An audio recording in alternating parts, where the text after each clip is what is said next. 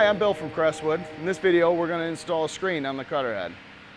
So the first thing we're going to do is put the screen on and then put the bolts in. It's pretty simple. I like to use a 2x4 to support the screen and hold it up there so you're not using too much muscle to keep this in place. You gotta make sure you hook the bottom of the screen in there before you get the top up to the top.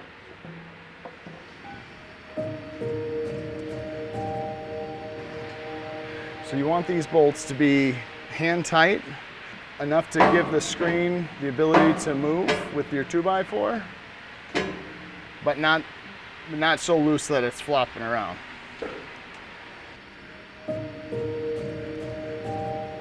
Usually what I do, I'll put the impact down there and be ready, so as soon as I get it right where I want it, I can pull the trigger and it will hold the screen there. Your goal is to find the middle ground between all the way up and all the way down. You don't want it to be hitting the teeth at all. So you can make a line, on the upper plate or something to give yourself a reference, but you just kind of want to make sure, try and get the screen even, and then hit it when you're ready. At this point, before I even mess with the bottom ones, I spin the Cutterhead by hand just to make sure that the teeth aren't hitting the screen. If I find the teeth are hitting the screen, then all I have to do is loosen these two top ones. I don't have to worry about the bottom ones, because if it's hitting with just the top ones, it's going to be hitting once I tighten the bottom ones too. So I don't even worry about that just yet. So I'll spin the Cutterhead now by hand. I'll listen for any noise, any ticks of the teeth hitting the screen, but I'll also feel it in this wrench as I'm spinning the head.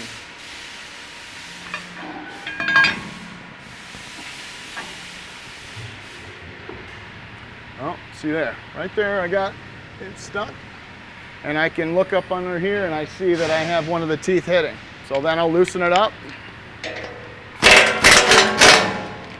So then at this point I got it loose. Lift the screen a little bit more.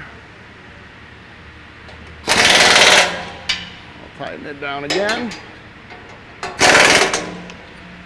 So visually you can see, usually even if it's got a round hole pattern, you can usually see on the top or on the bottom, you can see where the teeth are in relation, you can see the gap.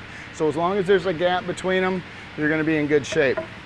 So I see the one that was hitting, I looked under there, and it is now clear of the screen. So I'm going to try and spin it again.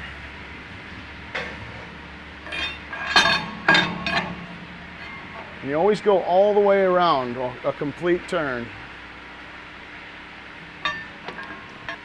All of the teeth are clearing with the top ones tightened down, so I'll go ahead and tighten down the bottom.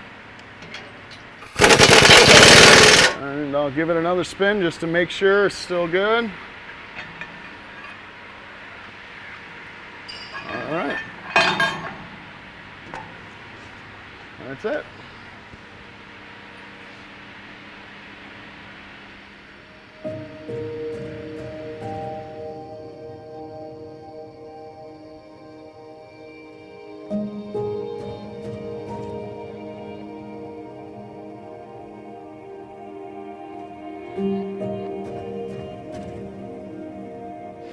All right, so now that we have the screens all set right where they're supposed to go, we got the bolts all tightened, now we're going to install the locating washers.